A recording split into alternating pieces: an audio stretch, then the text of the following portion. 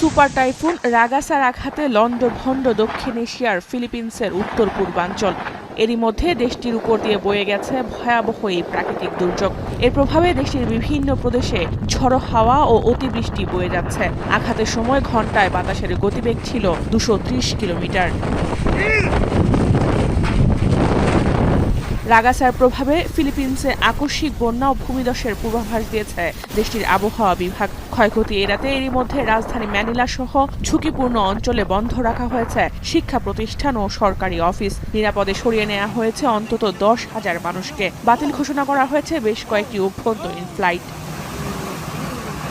ফিলিপিন্সের পর typhoon Ragasa আঘাত হেনেছে চীনের দক্ষিণাঞ্চলে। গুয়াংডং প্রদেশের বাসিন্দাদের নিরাপদে সরে যাওয়ার নির্দেশ দিয়েছে দেশটির দুর্যোগ ব্যবস্থাপনা বিভাগ। এরই মধ্যে ঝড়ো হাওয়া অতিবৃষ্টি দেখা দিয়েছে এই অঞ্চলে। সুপার টাইফুন রাগাসার কারণে জরুরি সতর্কতা জারি রয়েছে হংকংয়ে। বিলম্বিত হয়েছে বেশ কয়েকটি ফ্লাইট, বাতিল হতে পারে ৫০০-র বেশি ফ্লাইট। দেশটির আবহাওয়া বিভাগ জানিয়েছে ঘন্টায় সর্বোচ্চ ২৩০ কিলোমিটার গতিতে আঘাত হানতে পারে সুপার টাইফুন। এ পরিস্থিতিতে বন্ধ রয়েছে শিক্ষা প্রতিষ্ঠান। সুপার টাইফুন রাগাসাকে ক্যাটাগরি ৫ মাত্রার হ্যারিকেনের সঙ্গে তুলনা করা হচ্ছে, যাকে এই অঞ্চলের জন্য ভয়াবহ বিপর্যয় বলছেন আবহাওয়াবিদরা।